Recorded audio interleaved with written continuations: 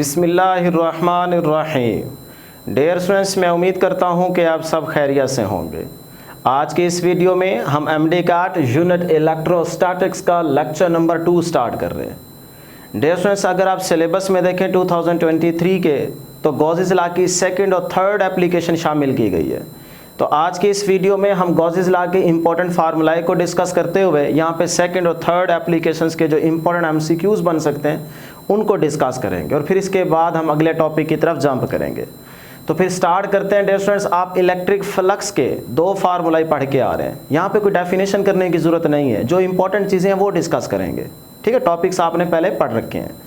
तो dear students, electric flux के आप दो फार्मूले जानते हैं। एक फार्मूला डियर स्टूडेंट्स आप पढ़ के आ रहे हैं, electric flux is equal to E dot A था, ई ए कॉस थीटा, फिर मैक्सिमम फ्लक्स के लिए जो थीटा था वो 0, cos 0 1, तो ई ए। तो मैं डायरेक्ट मैक्सिमम ही आंसर लिख रहा हूँ। एक आप इलेक्ट्रिक फ्लक्स का ये फार्मूला पढ़ के आ रहे हैं, ई ए। अब यहाँ से डियर स्टूडेंट्स यूनिट भी याद रखिएगा इलेक्ट्रिक फ्लक्स का। ई क्या है? इंटेंसिटी। तो इसका यूनिट क्या होगा? न्यूटन पर कॉलम। एरिया का क्या होगा? Metre square. तो ये आ गया न्यूटन पर कॉलम, मैंने तरतीब से लिख दिया, न्यूटन मीटर स्क्वायर पर कॉलम। इलेक्ट्रिक इंटेंसिटी का क्या है? न्यूटन पर कॉलम, जो कि वोल्ट पर मीटर के इक्वल है। और यहाँ पे एरिया का क्या है? Metre square. तो ये यूनिट भी याद रखिएगा इलेक्ट्रिक फ्लक्स का। एक फार्मूला डियर स्टूडेंट्स आप ये पढ़ के आ रहे हैं, और दूसरा आप एक फार्मूला ये पढ़ के आ रहे हैं इलेक्ट्रिक फ्लक्स का, is equal to small Q लिख लें या आपकी मर्जी कैपिटल क्यू लिख लें। ठीक है, क्यू ओवर एप्सिलॉन नॉट। एक फार्मूला ये पढ़ के आ रहे हैं। याद रखिएगा ये फार्मूला अब तब यूज़ करते हैं डियर स्टूडेंट्स जब आप फ्लैट सरफेस यूज़ कर रहे हो। फ्लैट सरफेस के लिए ये फार्मूला इलेक्ट्रिक फ्लक्स का यूज़ होता है। और ये फार्मूला डियर स्टूडेंट्स आप तब यूज़ करते हैं जब आपके पास क्लोज्ड सरफेस हो।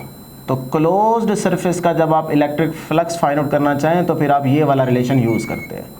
ठीक है, अब डियर स्टूडेंट्स आगे बढ़ते हैं।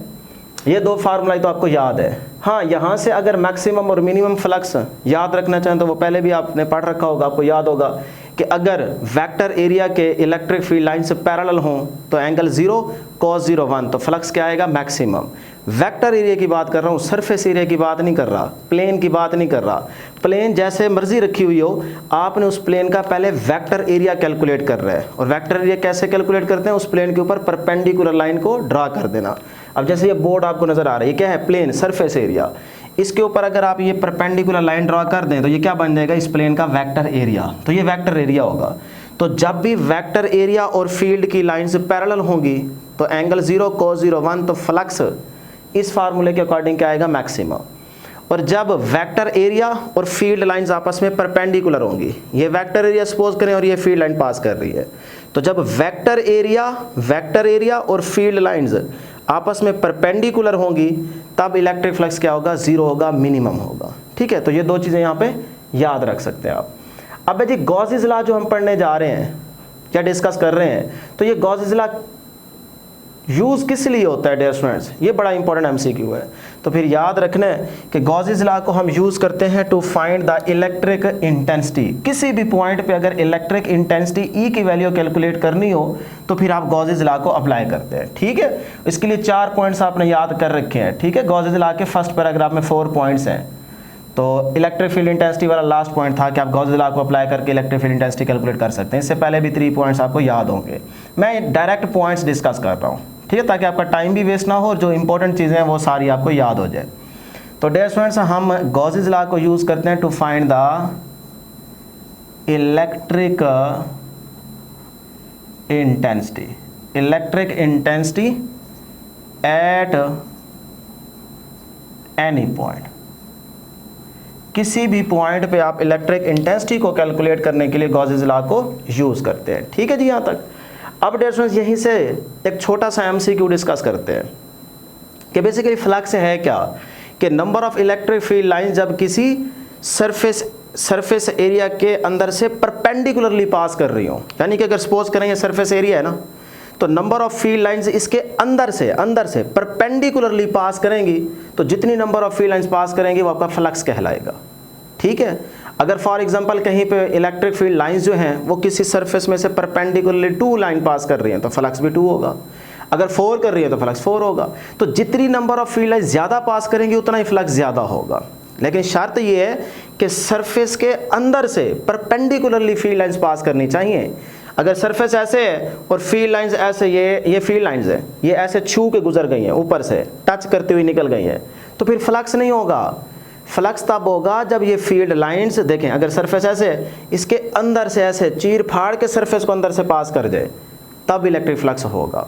तो फिर यहीं से मैं कह सकता हूं कि number of electric field lines को क्या कह सकते हैं, फ्लक्स कह सकते हैं ना, क्योंकि जितनी number of field lines pass करेंगे किसी सरफेस एरिया में से परपेंडिकुलरली, वो फ्लक्स कहलाएगा। तो फिर आपसे अगर ये पूछा जाए कि 1 कूलम चार्ज के लिए कितनी number of electric field lines होंगी, यानी कि अगर 1 कूलम चार्ज हो तो वो कितनी नंबर ऑफ फील्ड लाइंस रखता है, तो ये आपसे एमसीक्यू पूछा जा सकता है। तो फिर याद रखिएगा, देखें बहुत आसान है, इसी फार्मूले को आप यूज़ करेंगे आपके पास आंसर आ जाएगा। देखें to find the number of field lines, यानी कि फ्लक्स ही फाइंड आउट करने जा रहे हैं, ठीक। तो डियर स्टूडेंट्स फार्मूला यूज़ करेंगे, electric flux is equal to Q over epsilon naught. अब Q क्या है, 1 कॉलम, तो यहाँ पे 1 डिवाइड बाई एप्सिलॉन नॉट की वैल्यू आप जानते हैं कितनी होती है जी, 8.85 multiply 10 raise to power -12। Unit लिखना चाहें तो कूलम स्क्वायर पर न्यूटन पर मीटर स्क्वायर आ जाएगा, ठीक है। तो 8.85 मल्टीप्लाई 10 रेज टू पावर -12। अगर डियर स्टूडेंट्स आप इसको कैलकुलेटर पे सॉल्व करें तो आपकी मर्जी, नहीं तो इसको याद रख ले, जो आंसर आएगा वो होगा जी 1.1 मल्टीप्लाई 10 रेज टू पावर 11। ये आ जाएगा साथ में लाइंस। अब लाइन से मुराद यही है कि 1 कूलम चार्ज जो है वो इतनी नंबर ऑफ फील्ड लाइंस रखता है, ठीक। अब ये सारा आंसर याद रख ले कि 1 1 1 1 1 1 1 1 1 याद रख ले, ठीक है। तो ये अगर सपोज करें चार्ज था 1 कूलम, तो ये इतनी नंबर ऑफ फील्ड लाइंस रखता है ऐसे, ठीक है, इतनी नंबर ऑफ फील्ड लाइंस रखेगा। तो ये एक छोटा सा एमसीक्यू याद रखिएगा। नोट बड़ा इंपॉर्टेंट है अगला, flux through Gaussian surface. Gaussian surface की बात कर रहे हैं, क्लोज्ड सरफेस, ठीक। Flux through Gaussian surface is dash of its shape, यानी कि जो गॉसियन सरफेस का जो इलेक्ट्रिक फ्लक्स है, जब भी हम किसी गॉसियन सरफेस के थ्रू इलेक्ट्रिक फ्लक्स लेंगे तो वो क्या शेप पे डिपेंड करता है, उस गॉसियन सरफेस की शेप पे क्या डिपेंड करेगा इलेक्ट्रिक फ्लक्स, तो आंसर होगा नो। तो फिर पॉइंट क्या बन गया कि इलेक्ट्रिक फ्लक्स या flux through a Gaussian surface is independent of its shape, shape पे डिपेंड नहीं करता फ्लक्स, ठीक। अब हम डिफरेंट शेप्स लेते हैं और देखते हैं कि फ्लक्स क्या होगा। तो आपने कंफ्यूज नहीं होना, जिस तरह की मर्जी शेप आ जाए, लेकिन शर्त क्या है, क्लोज होनी चाहिए गॉसियन सरफेस, ठीक। तो उसमें फ्लक्स क्या रहेगा, तो डिफरेंट शेप्स यहाँ पे डिस्कस करते हैं, फिर इनमें से किस तरह का एमसीक्यू बन सकता है वो भी आपको बताते हैं। तो सबसे पहले यहाँ पे देखें डियर स्टूडेंट्स, यहाँ पे ये हमारे पास एक पॉजिटिव चार्ज है जिसको एक क्लोज्ड स्फेरिकल शेप के अंदर रखा हुआ है हमने, यानी कि क्लोज्ड स्फेयर है ना, क्लोज्ड सरफेस आ गई, तो उसके अंदर हमारे पास एक पॉजिटिव चार्ज प्लेस किया गया है। अब जाहिर सी बात है पॉजिटिव चार्ज से फील्ड आउटवर्ड जाएगा, तो ये फील्ड लाइंस की क्या है, डायरेक्शन। अब इन तमाम फील्ड लाइंस पे गौर करें, ये इस क्लोज्ड सरफेस में से पास कर रही हैं, तो जब भी फील्ड लाइंस क्लोज सरफेस में से पास करेंगी तो फ्लक्स तो प्रोड्यूस होगा। तो फिर क्लोज्ड सरफेस है, तो क्लोज्ड सरफेस के लिए जो फ्लक्स होगा वो क्या होगा, Q और एप्सिलॉन नॉट। तो फिर यहाँ पे देखें, अगर इस सरफेस का आपसे फ्लक्स पूछा जाए तो डियर स्टूडेंट्स जो भी आपके पास गिवन ऑप्शंस होंगी उसमें से आप कौन सी ऑप्शन सेलेक्ट करेंगे, आप ऑप्शन सेलेक्ट करेंगे electric flux is equal to Q over epsilon naught. तो इस सरफेस के लिए आपके पास ये इलेक्ट्रिक फ्लक्स होगा, ठीक है जी। देखिए नंबर ऑफ फील्ड लाइंस उस क्लोज सरफेस में से पास कर रही हैं, ये है आपके पास क्लोज्ड सरफेस जो कि क्या है, स्फेरिकल शेप की, ठीक।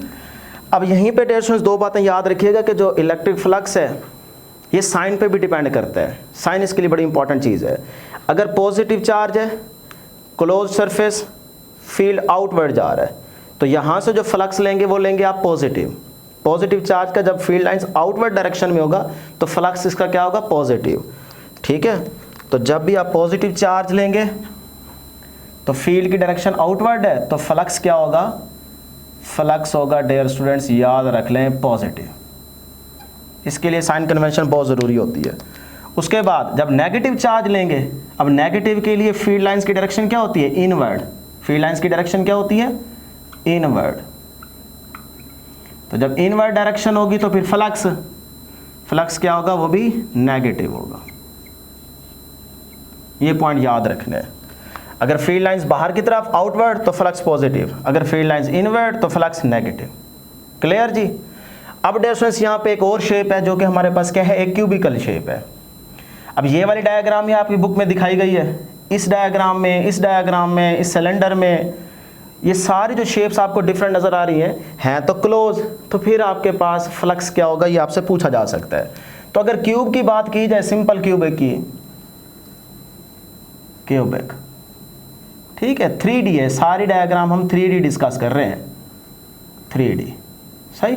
तो अब इसके सेंटर में अगर यहाँ पे चार्ज रखा हो तो फिर यहाँ पे डियर स्टूडेंट्स इस क्यूब का फ्लक्स क्या होगा। देखें सपोज करें जी ये हमारे पास चार्ज अगर सेंटर में है तो यहाँ से ये इलेक्ट्रिक फील्ड लाइन, इसी तरह यहाँ से ये पास होगी इलेक्ट्रिक फील्ड लाइन, यहाँ से पास होगी इलेक्ट्रिक फील्ड लाइन्स,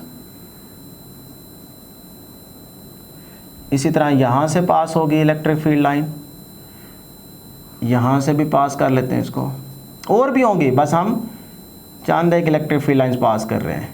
ये होगी, ये होगी और यहाँ से ये होगी।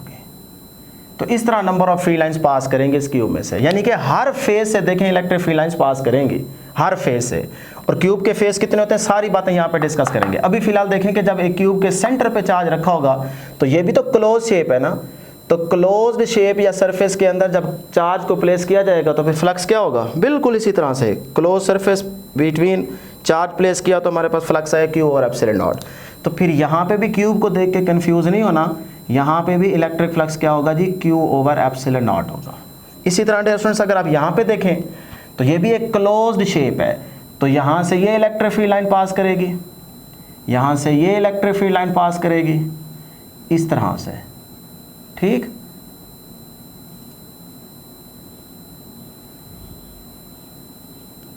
ये सारी आप फील्ड लाइंस ड्रॉ करना चाहें तो कर सकते हैं।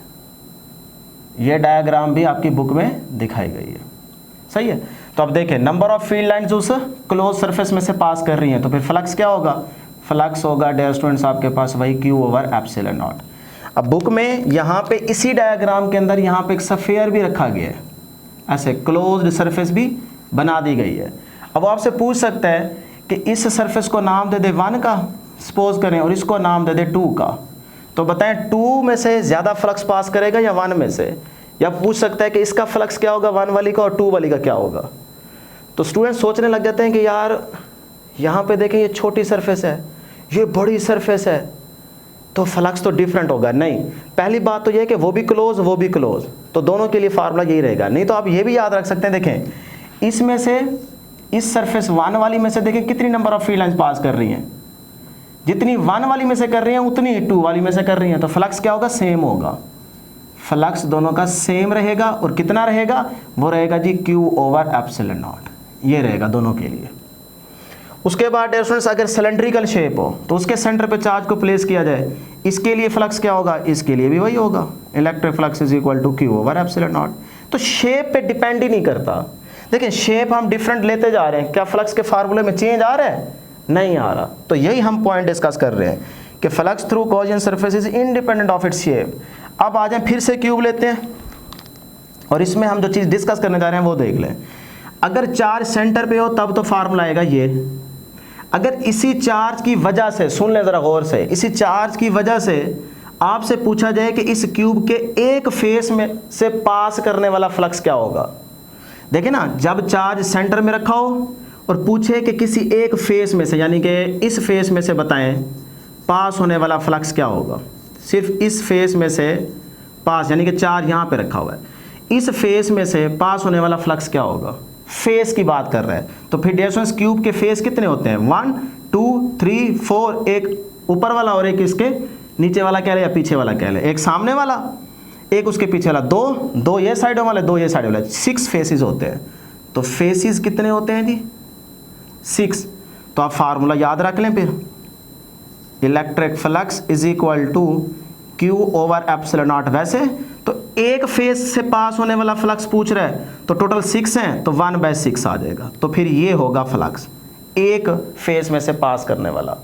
अच्छा, ज़रूरी नहीं है कि चार्ज को यहाँ पे रख के फिर वो कहे कि फेस में से पास होने वाला फ्लक्स बताएं। हो सकता है वो ये कह दे कि एक फेस पे ही चार्ज को प्लेस किया हुआ है, तब भी फार्मूला यही रहेगा, क्योंकि अब उससे मुराद यही होगा कि भाई जिस फेस पे रखा गया सिर्फ उस फेस में से पास होने वाला फ्लक्स वो पूछ रहा है, ये सेंस यूज़ कर रहा होगा। ठीक है ना। तो जिस तरह की मर्जी सेंस वो बनाए, आपने ये बात याद रखनी है। अच्छा, उसके बाद स्टूडेंट्स ये भी पूछ सकता है क्या कि अगर एक फेस की बात कर ली है, कॉर्नर्स की बात कर ले। कॉर्नर्स की, कॉर्नर्स कितने हैं? 1 2 3 4 5 6 7 8। तो इसका मतलब जो कॉर्नर्स हैं, कहाँ लिखे? यहाँ लिखते हैं। कॉर्नर्स वो कितने हैं? क्यूब के 8 हैं। अब वो किसी एक कॉर्नर के ऊपर चार्ज को प्लेस कर दे। मैं सपोज करता हूँ कि यहाँ पे इस कॉर्नर पे हमने चार्ज को प्लेस कर दिया, ये इस कॉर्नर पे।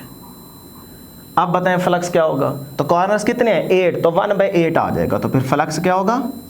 इलेक्ट्रिक फ्लक्स 1/8, साथ में एप्सिलॉन नॉट और ऊपर क्या आ जाएगा? Q।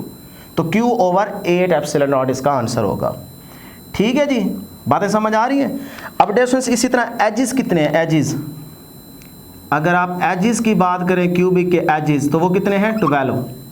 ठीक है, 1 2 3 1 2 3 4 5 6 7 8 9 10 11 12। ठीक है, ये आप हिसाब लगा लें बैठ के। तो ये 12 एजिस हैं।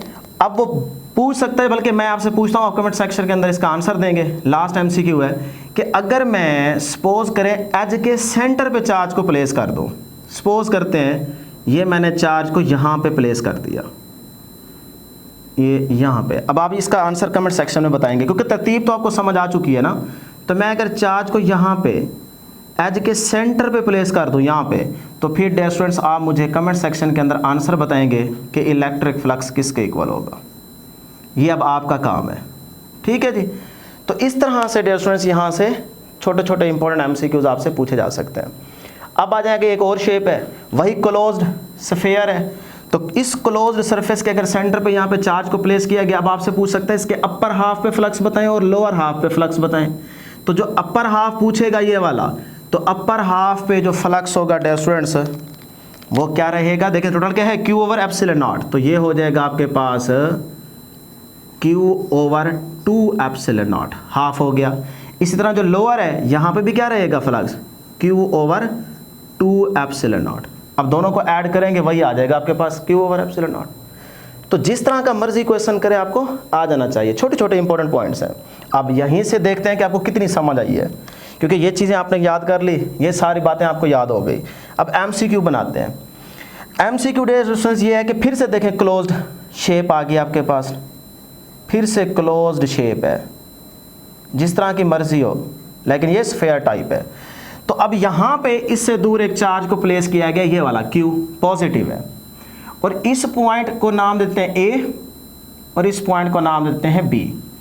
अब इस चार्ज से निकलने वाला फील्ड, क्योंकि पॉजिटिव है ना, तो इसकी डायरेक्शन क्या होगी? आउटवर्ड। मैं सिर्फ एक फील्ड लाइन को शो कर रहा हूँ, और भी बहुत सारी होंगी। ठीक है, तो इससे निकलने वाले फील्ड की डायरेक्शन पे गौर करें। तो ये फील्ड लाइन इसके अंदर से पास कर रही है, ये मैं बार बार कह रहा हूँ कि इसके अंदर से ये फील्ड लाइन पास कर रही है। अब मुझे बताएं कि यहाँ का नेट फ्लक्स क्या होगा। तो आपने मुझे यहाँ पे नेट फ्लक्स बताना है कि नेट फ्लक्स क्या होगा। सोचें जी, कोई मुश्किल काम नहीं है। देखें ये चार्ज है ना, तो फील्ड लाइन ये जा रही है, तो इस पॉइंट पे देखें फील्ड की डायरेक्शन क्या है? इनवर्ड।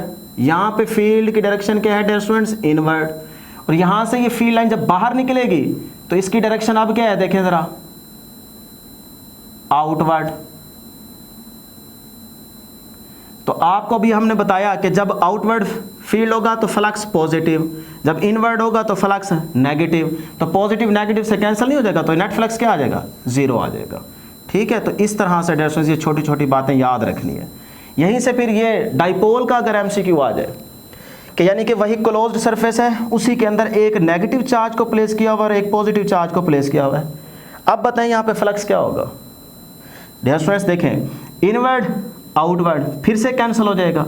तो चाहे वो डाइपोल का वर्ड यूज करे, कि डाइपोल का फ्लक्स बताएं या वो क्लोज सरफेस बना के उसके अंदर दो अपोजिट चार्ज प्लेस कर दे और फ्लक्स पूछे, तो फिर डियर स्टूडेंट्स यहाँ पे भी फ्लक्स क्या होगा, यहाँ पे भी फ्लक्स 0 होगा। ठीक है जी, चलें जी आगे बढ़ते हैं अब। अच्छा एक चीज़ और याद रख लें, वो भी बड़ी इंपॉर्टेंट है, क्या कि जहाँ पे नोट क्या कि डियर स्टूडेंट्स जहाँ पे इलेक्ट्रिक फील्ड 0 होगा वहाँ पे याद रख ले 100% फ्लक्स क्या होगा, इक्वल टू 0 होगा।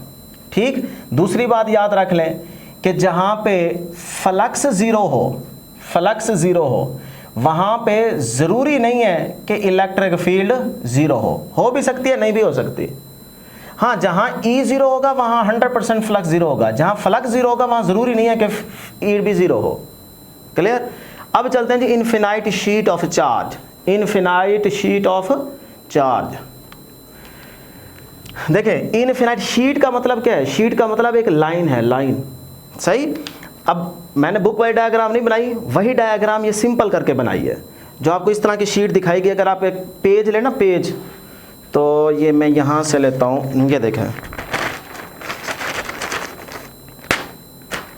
अब ये पेज है, इस पेज को ही आप शीट समझे ना। यहाँ पे सारा एक साइड पे चार्ज को डिस्ट्रीब्यूट किया गया है, तो ये जो पेज की आपको लाइन नज़र आ रही है, देखें इस तरह शीट को रखा गया है, तो ये आपको एक लाइन नज़र आ रही है सामने, इस साइड पे सारा चार्ज प्लेस किया गया है, तो ये है इनफिनाइट शीट का मतलब। अच्छा इनफिनाइट इसीलिए लगा रहे हैं, अब इनफिनाइट का मतलब ये नहीं कि हकीकत में बहुत बड़ी शीट, वो तो कैसे लेंगे आप। इनफिनाइट का यहाँ पे मतलब है कि इन्फिनिटी के कंपैरेटिवली या हमारे लिए बहुत बड़ी शीट, उसको इनफिनाइट ही समझा जाएगा।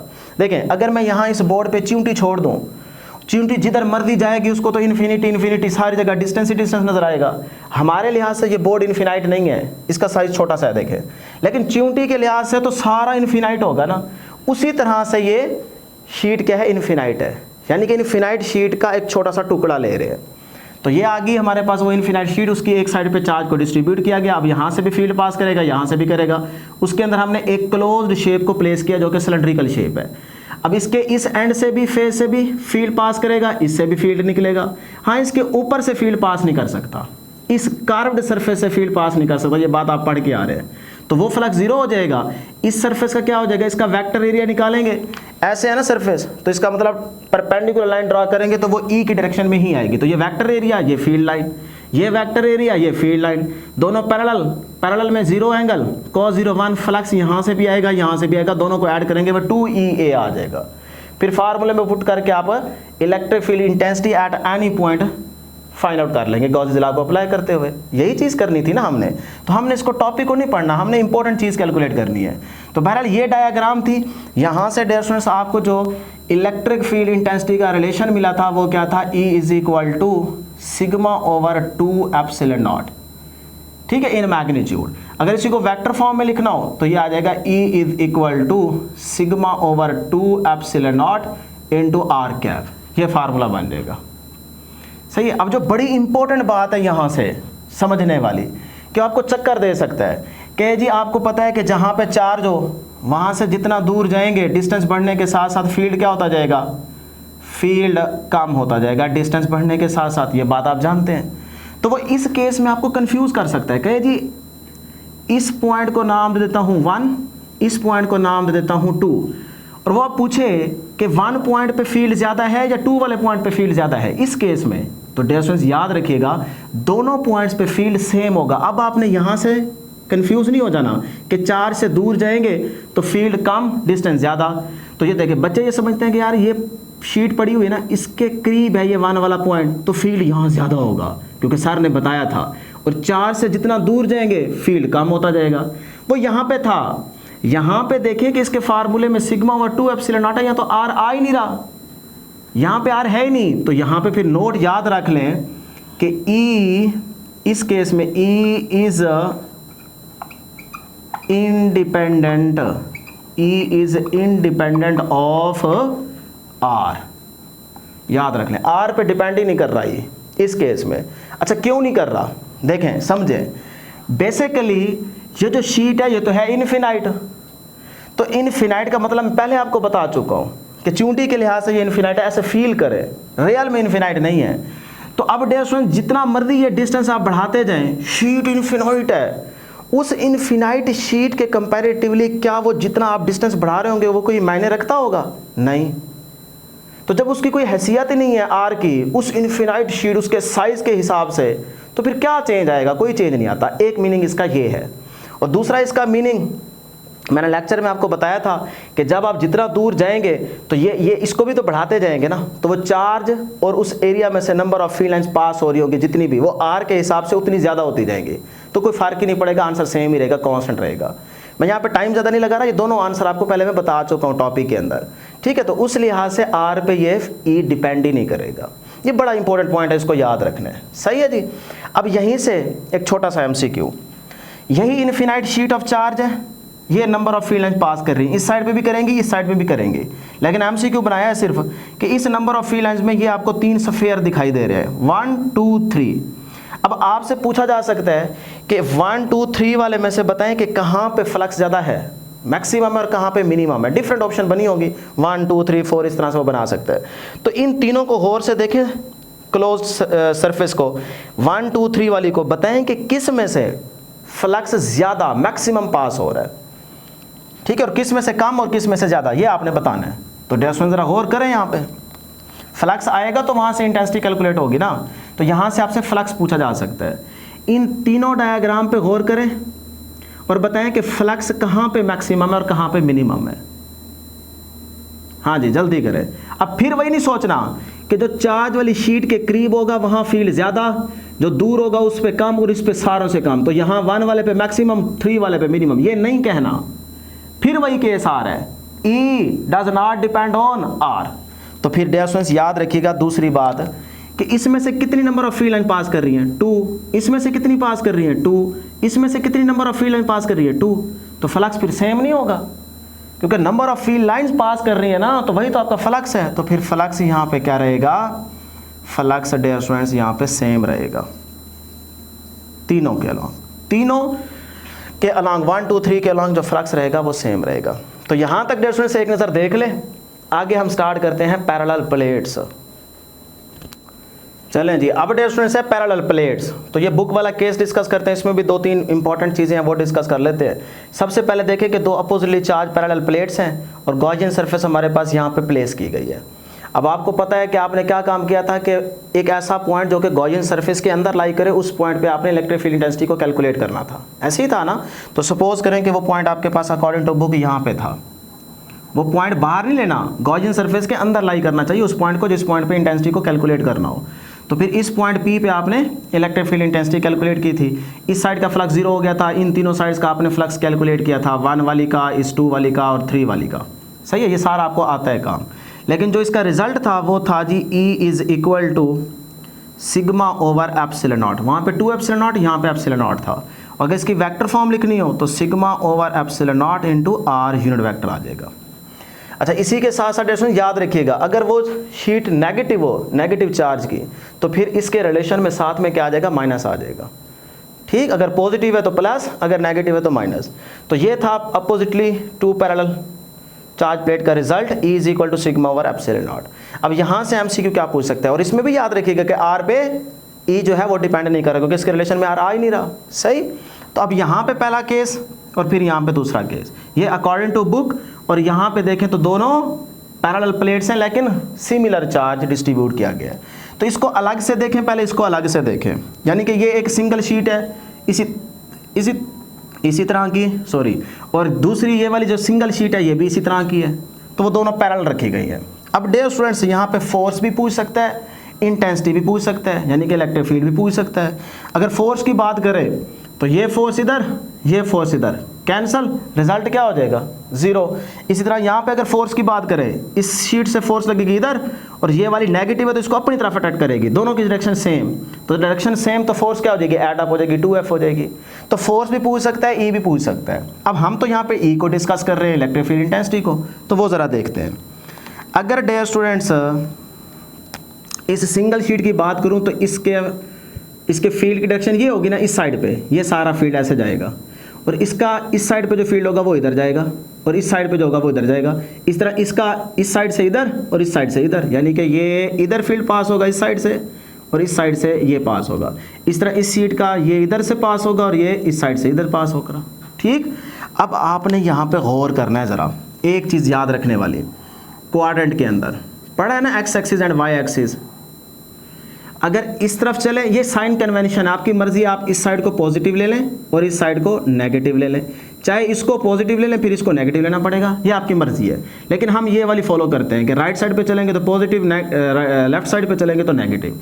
इसी बात को याद रखना है, इस बात को याद रखना है, तभी यहाँ पे आपसे एमसीक्यू अच्छे तरीके से सॉल्व हो जाएंगे। तो अब देखें, ये इधर जा रहे हैं, ये इधर जा रहे हैं, तो ये हो जाएगा नेगेटिव और ये हो जाएगा पॉजिटिव। तो इसका मतलब ये ई से कैंसिल हो जाएगा। तो यहाँ पे इन साइड मैंने ऊपर लिखा हुआ है कि अगर दो पैरेलल प्लेट्स हैं, सिमिलर चार्ज उन पे डिस्ट्रीब्यूट किया गया है, तो फिर उनके इन साइड जो फील्ड होगा वो आपके पास क्या आ जाएगा, वो फील्ड होगा 0।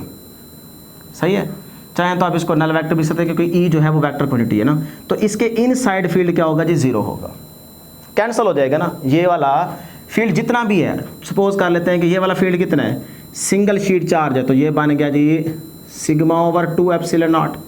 और ये वाला ये इस साइड पे है, तो इस साइड पे वैल्यू क्या होगी, माइनस की, तो ये आएगा माइनस का सिग्मा ओवर 2 एप्सिलॉन नॉट। तो ये इससे कैंसिल हो जाएगा, रिजल्ट क्या हो जाएगा, 0 हो जाएगा। हाँ, इसकी जो अदर साइड है, यानी कि इस शीट के ये वाला जो सारा रीजन है, ये वाला, यहाँ पे फील्ड क्या होगा, देखें, अगरचे इस सिंगल शीट की वजह से पूछ रहे हैं तो फील्ड होगा, और वो कितना होगा, देखें इस साइड पे है तो माइनस का साइन आएगा, तो ये बन जाएगा जी minus sigma over 2 epsilon naught. अच्छा, इस शीट का इसी रीजन पे पूछे तो इसका फील्ड भी तो यहाँ से आएगा ना, ऐसे ये देखें, अंदर वाले रीजन से नहीं, अंदर वाला तो 0 हो गया। हाँ, इसका फील्ड यहाँ कहीं पे भी पहुँच रहा होगा, तो इस एरो पे गौर करना है, इसको मैं मिटा देता हूँ, ये ऐसे, ठीक है। तो अब ये वाला जो वेक्टर है ये बिल्कुल इसी प्लेट का है, ये इस प्लेट का, तो यहाँ पे फिर फील्ड क्या होगा, वही डायरेक्शन देखें, इस तरफ है, तो माइनस का सिग्मा ओवर 2 एप्सिलॉन नॉट। अच्छा, इस साइड पे अगर देखें, इस सिंगल प्लेट का, तो ये फील्ड की लाइन है, तो फिर फील्ड क्या होगा, सिग्मा ओवर 2 एप्सिलॉन नॉट, इस साइड पे पॉजिटिव। और इस साइड का देखें तो वो भी क्या आ जाएगा, सिग्मा ओवर 2 एप्सिलॉन नॉट, उसी साइड पे तो प्लस का हो जाएगा, तो प्लस प्लस करेंगे तो वो ओवरऑल क्या हो जाएगा, सिग्मा ओवर एप्सिलॉन नॉट आ जाएगा। तो बहरहाल जिस तरह का मर्जी पूछे आप उसको आराम से बता सकते हैं। सिंगल उधर भी फील्ड की डायरेक्शन देख लें, अंदर भी ड्रा कर ले, फिर इधर भी ड्रा कर ले, उसकी भी इस साइड पर ड्रा कर ले, इसकी भी उस साइड पर ड्रा कर ले, तो जिस तरह का मर्जी आपसे पूछेगा आप इजीली बता सकते हैं। बहरहाल इन साइड क्या रहेगा, 0 रहेगा, ये एमसीक्यू आता है। अब आ जाए बुक वाला case, oppositely charge parallel plates हैं, तो फिर पहले तो देखें कि इसके इन साइड देखें, ये वाला प्लेट, तो ये है फील्ड आउटवर्ड, और पॉजिटिव प्लेट है, नेगेटिव इसको अट्रैक्ट करेगा, तो उसकी डायरेक्शन क्या होगी, नेगेटिव की, इनवर्ड। तो ये देखें, ये भी इनवर्ड, तो दोनों की डायरेक्शन क्या है, सेम, तो फील्ड क्या हो जाएगा, ऐड। इसका सिंगल प्लेट की वजह से इस लाइन का क्या है फील्ड, वो है जी सिग्मा ओवर 2 एप्सिलॉन नॉट। इसका क्या है, वो भी है सिग्मा ओवर 2 एप्सिलॉन नॉट। तो दोनों को ऐड करें, ऐड करेंगे तो ई क्या आ जाएगा, नीचे 2 है तो ऊपर भी 2 आ जाएगा, 2 से कैंसिल हो जाएगा, तो सिग्मा ओवर एप्सिलॉन नॉट आ जाएगा। यही नहीं रिजल्ट आ जाएगा इन साइड, तो ये आपके पास इन साइड रिजल्ट आ जाएगा। बुक में देखेंगे तो यही रिजल्ट है, ये लिखा हुआ है। सही है जी। हाँ, अगर आउटसाइड की बात करें, फिर से वही बात कि इधर भी आप फील्ड लाइन पास करेगा इस सिंगल प्लेट का, इधर भी इनवर्ड होगा, इनवर्ड। सही है, तो इसी का इस तरफ देखेंगे तो ये एरो बनेगा, ठीक है ना। तो जिस तरह से मर्जी आप ये ड्रा कर दिए मैंने सारे, आप बैठ के इसको खुद सॉल्व करते जाए कि उस प्लेट का इस तरफ क्या बनेगा, उस प्लेट का इस तरफ क्या बनेगा, इस प्लेट का उस तरफ क्या बनेगा। अंदर तो चीज़ क्या हो गई, सिग्मा ओवर एप्सिलॉन नॉट हो गई, दोनों को ऐड कर दिया ना। अच्छा, एक चीज़ और इसके अलावा, अंदर वाले रीजन में अगर आपसे इस तरह से पूछ लिया जाए कि ये है पॉइंट 1, ये है पॉइंट 2 और ये है पॉइंट, यहाँ पे ले लेते हैं 3। अब 1, 2, 3 वाले पॉइंट्स में से बताएं किस पॉइंट पे फील्ड ज़्यादा होगा और किस पॉइंट पे फील्ड कम होगा। सेम उसी तरह से एमसीक्यू दोबारा पूछा जा रहा है। तो फिर डियर स्टूडेंट्स याद रखिएगा, यहाँ इन साइड जो फील्ड है ये सारे का सारा यूनिफॉर्म है, ये नॉन यूनिफॉर्म नहीं है। ठीक है, देखें ये सारा क्या है, यूनिफॉर्म है। आउटर एजेस की बात नहीं कर रहा, वो मैंने बनाया ही नहीं है। ठीक है, वो थोड़ा सा नॉन यूनिफॉर्म हो जाते हैं, लेकिन यहाँ पे सारा इन साइड देखें क्या है, यूनिफॉर्म। तो यूनिफॉर्म फील्ड है, तो फिर इस पॉइंट पे, इस पॉइंट पे, इस पॉइंट पे और इस पॉइंट पे फील्ड क्या रहेगा, सेम रहेगा। ठीक है ना, ये बात भी याद रखनी है। तो ये थी डियर स्टूडेंट्स हमारे पास इन दोनों ए एंड बी यानी कि जो दूसरी और तीसरी एप्लीकेशन थी उनकी डिस्कशन, बस आपने इतनी बातें सारी याद रखनी है। अब हम चलते हैं डियर स्टूडेंट्स इलेक्ट्रिक पोटेंशियल के टॉपिक की तरफ। अब डियर स्टूडेंट्स इलेक्ट्रिक पोटेंशियल, इसको हम पहले अगर आप अलग से वीडियो देखें तो बड़ी डिटेल में डिस्कस कर चुके हैं, लेकिन यहाँ पे हम कुछ इंपॉर्टेंट रिलेशंस डिस्कस करेंगे इसके। तो सबसे पहले डायग्राम देखें, दो हमारे पास अपोजिटली चार्ज पैरेलल प्लेट्स, एक प्लेट ए है दूसरी क्या है बी। बी पे पॉजिटिव चार्ज को डिस्ट्रीब्यूट किया गया और ए पे नेगेटिव चार्ज को डिस्ट्रीब्यूट किया गया है। डियर स्टूडेंट्स ए पे अगर नेगेटिव है तो इसका मतलब यहाँ पे इस प्लेट पे लो पोटेंशियल होगा और इस पे क्या होगा, हाई पोटेंशियल। ठीक है, और इसी तरह से अगर आप इलेक्ट्रिक फील्ड की डायरेक्शन देखें तो वो क्या होती है, फ्रॉम पॉजिटिव टू नेगेटिव। तो ये हमारे पास क्या है, इलेक्ट्रिक फील्ड है। और दोनों प्लेट्स के बिटवीन जो डिस्टेंस होगा उसे आप यहाँ पे मेंशन करना चाहें तो वो क्या है, आर। ठीक है जी, डिस्टेंस क्या है, आर। अब डियर स्टूडेंट्स यहाँ पे इस फील्ड वाले रीजन के अंदर हम एक चार्ज क्यू नॉट प्लेस करते हैं। जैसे आप एक टेस्ट चार्ज यानी कि जिसको क्यू नॉट का मतलब टेस्ट चार्ज ही है, लेकिन ये होगा पॉजिटिव, टेस्ट चार्ज पॉजिटिव ही होता है। जैसे उसको प्लेस करेंगे तो इसके ऊपर इलेक्ट्रिक फील्ड की वजह से एक फोर्स एक्सर्ट करेगी जो कि फील्ड की ही डायरेक्शन में होगी। तो वो फोर्स क्या होगी, F is equal to q naught E. तो फील्ड की डायरेक्शन में इस चार्ज के ऊपर फोर्स लगेगी और वो क्या है, क्यू नॉट ई। ये याद रखिएगा। अब हम यहाँ पे पोटेंशियल को डिस्कस करना चाह रहे हैं तो इसका मतलब ये है कि हम इस चार्ज के ऊपर वर्क करेंगे। अब वर्क कैसे करेंगे कि इस फील्ड के अपोजिट हम इस चार्ज को मूव करवाएंगे। तो जाहिर सी बात है फोर्स अप्लाई करनी पड़ेगी ना, तो फोर्स के हिसाब से डिस्टेंस आ जाएगा। जैसे जैसे ये ऊपर मूव करेगा तो डिस्प्लेसमेंट भी आ जाएगा। तो F और D क्या होता है, वर्क होता है। तो इसका मतलब अगर मैं इस फील्ड के अपोजिट इसको मूव करवाना चाहता हूँ तो इसके ऊपर मुझे डिस्टेंस से क्या करना होगा, मुझे इसके ऊपर वर्क करना होगा। ठीक, अब force is equal to M A के अंदर ए आर एक्सेलरेशन। तो उस एक्सेलरेशन को हमने बेसिकली क्या करना है, जीरो करना है, तभी यहाँ पे इक्विलिब्रियम की कंडीशन सेटिस्फाई होगी। क्योंकि अगर आप इसको बुक से पढ़ें तो वहाँ पे मेंशन किया गया है कि इस चार्ज को इस तरह से मूव करवाएं कि यहाँ पे इक्विलिब्रियम की कंडीशन सेटिस्फाई हो। तो जैसे ही आप फोर्स लगाएंगे वहाँ पे तो एक्सेलरेशन ए आ जाएगा, तो वो तो फिर इक्विलिब्रियम की कंडीशन सेटिस्फाई नहीं होगी ना, उसको जीरो करना है। तो डियर स्टूडेंट्स इक्विलिब्रियम की कंडीशन में रहते हुए इसको ऊपर मूव कराने का मतलब ये है, मैंने पहले भी वीडियो में बताया था डिटेल में, कि यहाँ पे ना, यहाँ पे एक्सटर्नल पोटेंशियल आपको ऐसा अप्लाई करना पड़ेगा कि इनिशियली थोड़ा सा ज़्यादा इस फोर्स के कंपैरेटिवली आपको पुश देना होगा। उसको आप पुश ही कंसीडर करें। तो जो आपने बाहर से पोटेंशियल दे रखा होगा उसको थोड़ा सा इनिशियली ज़्यादा दें। जब थोड़ा सा ज़्यादा देंगे तो जो जितना पार्ट ज़्यादा होगा ना वो उसको पुश कंसीडर करें। और बाकी जैसे आप देखें कि हल्का सा इसको इनिशियल पुश मिल गया है अपवर्ड, जैसे इसको इनिशियल पुश मिलेगा एक्स्ट्रा पोटेंशियल से, फिर उसके बाद फौरन आपके कंट्रोल में होगा वो पोटेंशियल। आप इस फोर्स के इक्वल उसको पोटेंशियल को सेट कर दें। जैसे आप सेट करेंगे तो अब ये मूव करेगा, लेकिन अपवर्ड और डाउनवर्ड की फोर्स तो बराबर है, लेकिन ये इक्विलिब्रियम की कंडीशन सेटिस्फाई हो गई, लेकिन ये फिर भी मूव कर रहा है किसकी वजह से, वो जो इनिशियल आपने पुश दिया है उसकी वजह से। तो इस तरह यहाँ पे इक्विलिब्रियम की कंडीशन सेटिस्फाई होगी और फिर वर्क होगा, और वही वर्क इन दो अपोजिटली चार्ज पैरेलल्स के बिटवीन पोटेंशियल डिफरेंस क्रिएट करेगा। तो फिर देखिए क्या लिखा है हमने mathematical relation, delta V is equal to work done A to B आप चार्ज को लेके जा रहे हैं तो इसका मतलब वर्क परफॉर्म कर रहे हैं। तो टेस्ट चार्ज पे आपने वर्क परफॉर्म किया, ए टू बी उसको लेके गए फील्ड के अपोजिट, तो यहां पे क्रिएट होने वाला पोटेंशियल क्या होगा, डेल्टा V होगा। इन दो पॉइंट्स के बिटवीन यानी कि प्लेट्स के बिटवीन यहां पे क्रिएट होने वाला पोटेंशियल क्या होगा जी, पोटेंशियल डिफरेंस होगा, जिसे डेल्टा V से डिनोट करेंगे। तो ये फार्मूला बन गया जी। अब वर्क ए टू बी आप यानी कि इसको पोटेंशियल एनर्जी कह सकते हैं। तो पोटेंशियल एनर्जी को हम U से डिनोट करते हैं, लेकिन चेंज इन पोटेंशियल एनर्जी है तो इसको डेल्टा U से रिप्रेजेंट कर देंगे। तो यही जो वर्क ए बी है इसको आप पोटेंशियल एनर्जी कह सकते हैं, डेल्टा U। और नीचे Q नॉट वैसे का वैसे। अब डेढ़ से इसी चीज़ को आप लिखना चाहें तो डिफरेंस है ना, तो B टू A यानी कि final minus initial is equal to delta U divide by Q naught. इसको भी लिखना चाहें तो UB माइनस UA लिख सकते हैं। तो ये है इस डायग्राम से मैथमेटिकल रिलेशन। मैंने थोड़ा स्पीडली सारी चीज़ें आपको बता दी हैं ताकि आपको रिवाइज हो जाए सारी चीज़ें। अब बड़ा इंपॉर्टेंट MCQ, कि डेल वी यानी कि potential difference is the analogous of, यानी कि किस चीज़ से रिलेट करता है। ये बड़ा इंपॉर्टेंट एमसीक्यू है, आ चुका है, ठीक है। तो इसको याद रखिएगा। वीडियो में तो हमने बाकायदा डायग्राम बना के डिटेल में समझाया है, लेकिन यहाँ पे मैं सिर्फ आपको एमसीक्यू बता देता हूँ, ऑप्शन बता देता हूँ। लेकिन अगर आपने डिटेल में ये चीज़ समझनी है कि किस तरह से ये पोटेंशियल डिफरेंस प्रेशर और अल्टीट्यूड के इक्वल है, तो फिर डियर स्टूडेंट्स आप प्लेलिस्ट में जाके चैप्टर 12 की अलग से इस इलेक्ट्रिक पोटेंशियल के टॉपिक पे वीडियो देखें। यहाँ पे मैं चीज़ें स्पीडली लेके चल रहा हूँ। अगर आपने हर एक चीज़ अच्छे तरीके से समझनी है, जिन्होंने एफएससी अच्छे तरीके से कर ली है उनके लिए तो ये बहुत है सारी चीज़ें तैयार करना, जितना हम स्पीडली चल रहे हैं सारी कर ले।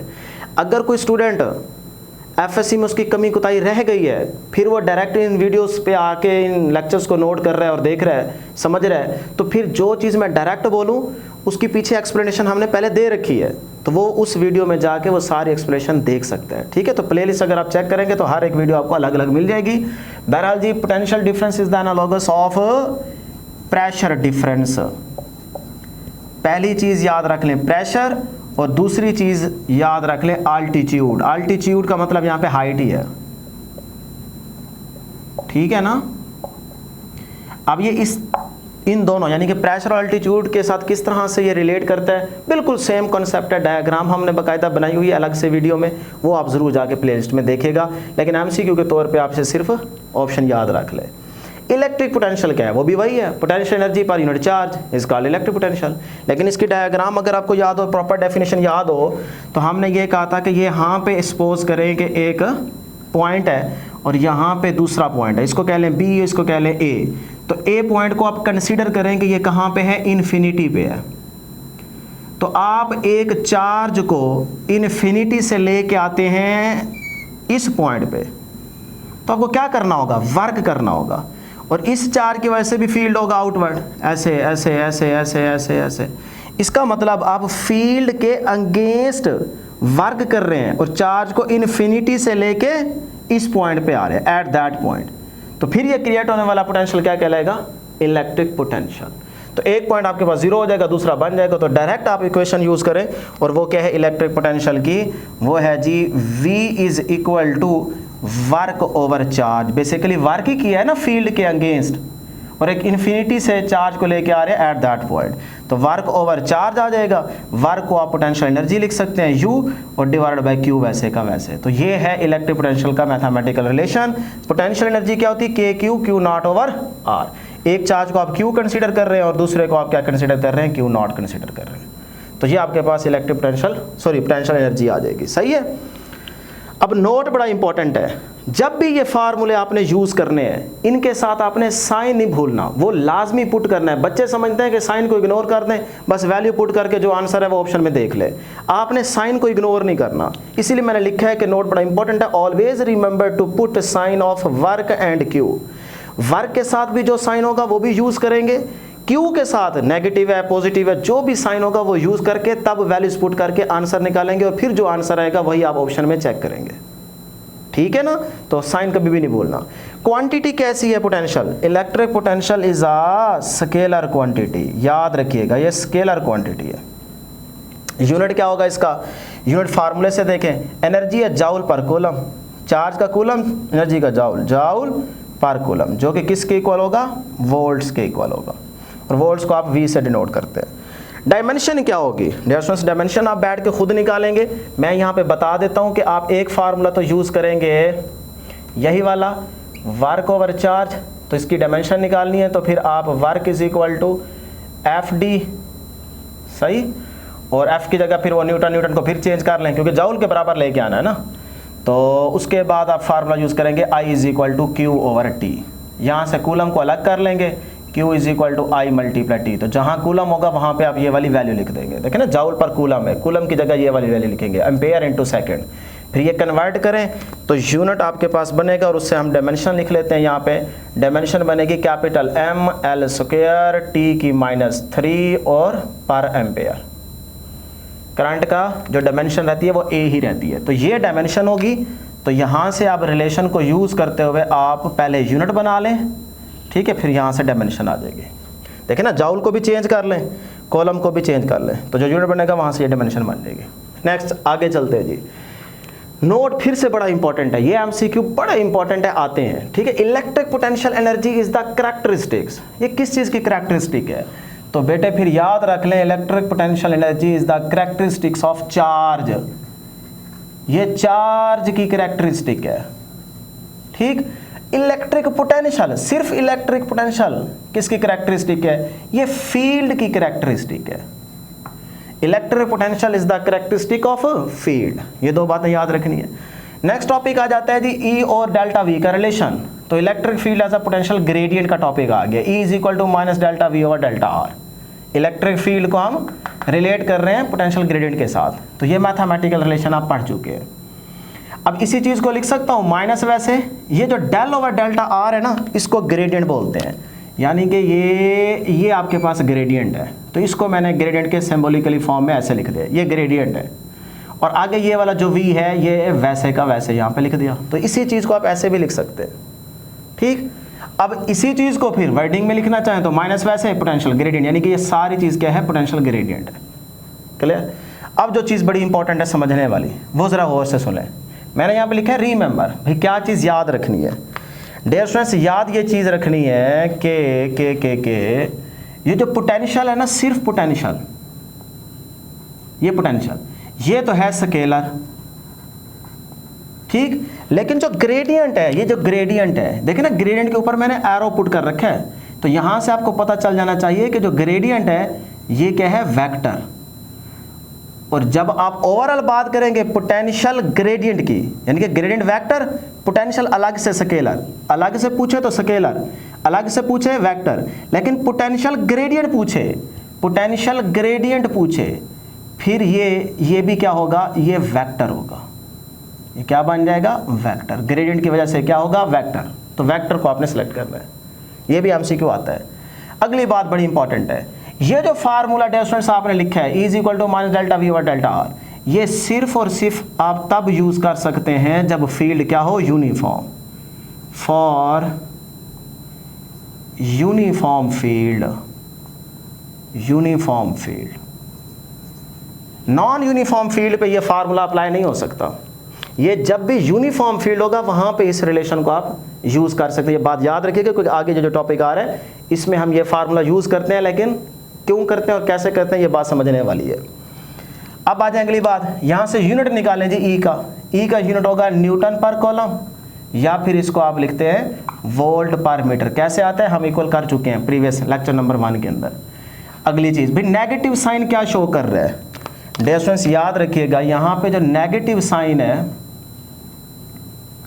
ये शो कर रहा है,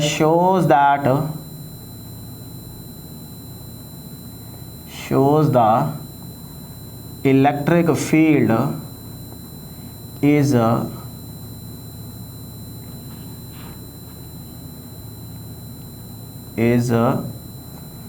towards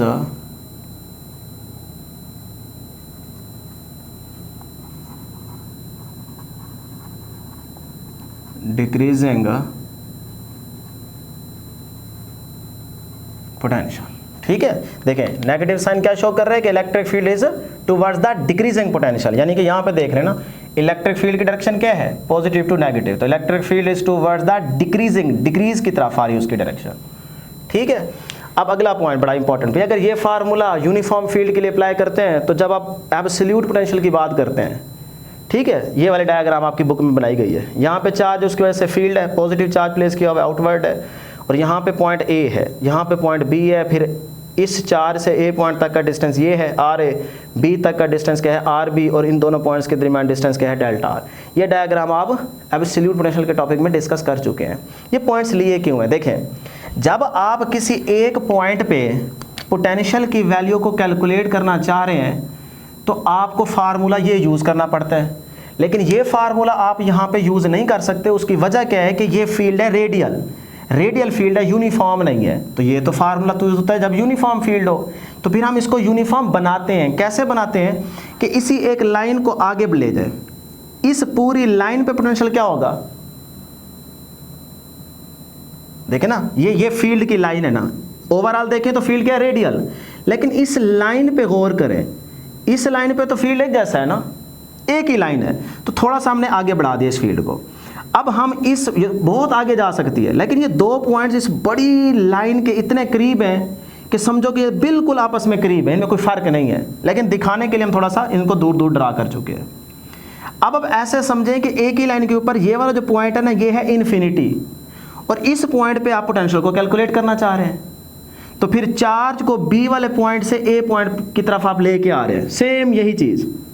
तो जब आप इधर से इधर आएंगे तो तब देखें यहाँ इस दोनों पॉइंट्स के बिटवीन जो रीजन है, यहाँ पे फील्ड क्या है, यूनिफॉर्म। यहाँ पे फील्ड क्या है, यूनिफॉर्म। सिर्फ इस लाइन के ऊपर देखें, इन 2 पॉइंट्स के बीच में, यहाँ इसीलिए पॉइंट ड्रा किया, क्योंकि अब ये दोनों पॉइंट्स के बीच जो ये सारा रीजन है, इधर वाले रीजन में फील्ड क्या है, यूनिफॉर्म।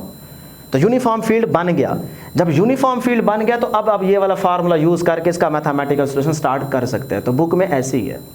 अगर ये पूरा मैथमेटिकल प्रूफ देखना हो तो आप प्लेलिस्ट में जाके अलग से वीडियो देख लें, अदरवाइज कोई जरूरत नहीं है। आप एमडी कैट का लेक्चर देख रहे हैं तो फिर यहाँ पे डायरेक्ट फार्मूला यूज करेंगे, लेकिन मैंने कॉन्सेप्ट बता दिया कि ये यूनिफॉर्म फील्ड बना के कैसे आपने इस रिलेशन को यूज करना होता है। ठीक, फिर जब हम इस पॉइंट पे पोटेंशियल निकालेंगे, ये वाला रेफरेंस मान के इसको 0 कर देंगे, इन्फिनिटी वाले को, तो इस पॉइंट का पोटेंशियल आ जाएगा, और वो क्या होगा, V = K/Q/R। ये है पोटेंशियल का फार्मूला। अब यहां से आपने अगली बात याद रखनी है कि V जो है वो डायरेक्टली प्रोपोर्शनल है चार्ज के, और V जो है वो इन्वर्सली प्रोपोर्शनल है R के। अगर V और R का रिलेशन इन्वर्स है तो इसका मतलब R के बढ़ने से V क्या होता जाएगा, कम होता जाएगा। तो फिर यहाँ से ग्राफ बन सकता है। अगर आपको याद हो Boyle's law, pressure into volume, inversely proportional थे ना, तो फिर ग्राफ कैसे बना था, ये कर्व थी। तो यही कर्व आपके पास सेम टू सेम V और R के लिए होगी। तो यहाँ पे V आ गया, यहाँ पे R आ गया, तो ये आपके पास कर्व होगी, ये ग्राफ होगा। अगली बात बड़ी इंपॉर्टेंट है, डिस्ट्रीब्यूशन है पॉइंट चार्ज और डाइपोल के लिए। ये सारे रिलेशन पढ़ चुके हैं लेक्चर नंबर 1 में भी, और इससे पहले अलग अलग वीडियो में भी। डायरेक्ट आपको MCQs बनवाने के लिए हम टेबल यूज कर रहे हैं। फिर ये नहीं कहना कि सर ये कहाँ से आए, कैसे आए। भाई ये चीज़ें आप कर चुके हैं, ये हम आपको पढ़ा के आ रहे हैं। अलग अलग वीडियो देखें बैठ के कि क्या रिलेशन थे, और बल्कि आप लेक्चर नंबर 1 में भी देख सकते हैं फोर्स का रिलेशन, ई का रिलेशन, और आज के टॉपिक में आप वी का रिलेशन देख सकते हैं। तो डायरेक्ट रिलेशन से ही ये रिलेशन बने हैं। देखें पोटेंशियल प्रोपोर्शनल टू, फिर पोटेंशियल प्रोपोर्शनल है, यहाँ से देखें किसके है, पोटेंशियल प्रोपोर्शनल है इन्वर्सली प्रोपोर्शनल R, तो R की पावर -1 जब ऊपर जाएगा तो ये ऐसे नहीं बन जाएगा, V प्रोपोर्शनल टू R की पावर -1। तो ये देखें V पोटेंशियल प्रोपोर्शनल टू क्या है, पॉइंट चार्ज की वजह से R की पावर -1 के, तो वही लिखा हुआ है। अच्छा E इलेक्ट्रिक फील्ड प्रोपोर्शनल होगी किसके लिए, पॉइंट चार्ज में R का स्क्वायर, क्योंकि रिलेशन आपको याद नहीं है E का, E = K/Q/R²। एक Q खत्म हो जाता है पोटेंशियल में, एक Q भी और एक R भी खत्म हो जाता है। तो ये E का रिलेशन आप देखें, E प्रोपोर्शनल टू R की पावर -2। तो ये देखो ये लिखा हुआ है। अब समझ आई ना कि टेबल क्या कह रहा है। अब डाइपोल की अगर बात करें तो डाइपोल है क्या, अगर 2 अपोजिटली चार्ज के बिटवीन जो सेपरेशन होती है ना उसे डाइपोल कहते हैं। यानी कि अगर यहाँ पे एक प्लस चार्ज और यहाँ पे एक माइनस का चार्ज, दोनों के दरमियान ये डिस्टेंस है। अब यहाँ से निकलने वाले फील्ड की डायरेक्शन ये है और यहाँ से निकलने वाले फील्ड की डायरेक्शन ये है। तो देखें ये जो सेपरेशन है between 2 point charge, sorry opposite charge, तो ये सारी सेपरेशन क्या कहलाती है, डाइपोल कहलाती है। वैसे इसका हम आपको कंसेप्ट डिटेल में दे चुके हैं, आप लेक्चर देख सकते हैं। ठीक है, जो प्रीवियस ईयर का MD कैट लेक्चर है ना, उसको आप देखें, उसमें हमने इसको डिटेल में कंसेप्ट दिया हुआ है। तो ये आपके पास सेपरेशन आ गई, D चार्ज क्या है Q, तो Q को अगर D से मल्टीप्लाई करें तो यही डाइपोल का फार्मूला बन जाता है, और डाइपोल को P से डिनोट करते हैं, Q × D, ये इसका मैथमेटिकल रिलेशन होगा। ठीक है, तो उसमें क्या जाता है, एक R ऐड हो जाता है। तो V के लिए एक R इसमें ऐड कर दें, R की -2, और E के लिए इसमें एक और R ऐड कर दें तो वो R की -3 हो जाएगा। अगली बात फोर्स की अगर बात करें, क्योंकि लेक्चर नंबर 1 में फोर्स पढ़ के आ रहे हैं, तो force between point charge, dipole and point charge, dipole and dipole, dipole to dipole. Point charge के बिटवीन फोर्स देखनी हो, डाइपोल एंड पॉइंट चार्ज ले लें, और डाइपोल टू डाइपोल, तो इनके फोर्स के रिलेशन देखना, तो फोर्स किसके प्रोपोर्शनल है। तो फिर याद रखें पॉइंट चार्ज में तो आपको पता ही है सारों को, स्क्वायर ऑफ द डिस्टेंस क्या होता है ना, तो R ऊपर जाके माइनस हो जाएगा, तो R की -2। अच्छा डाइपोल एंड पॉइंट चार्ज करेंगे तो एक R और ऐड कर देंगे। अच्छा डाइपोल टू डाइपोल करेंगे, बड़ा इंपॉर्टेंट MCQs, तो एक R और ऐड कर दें, -4 आ जाएगा।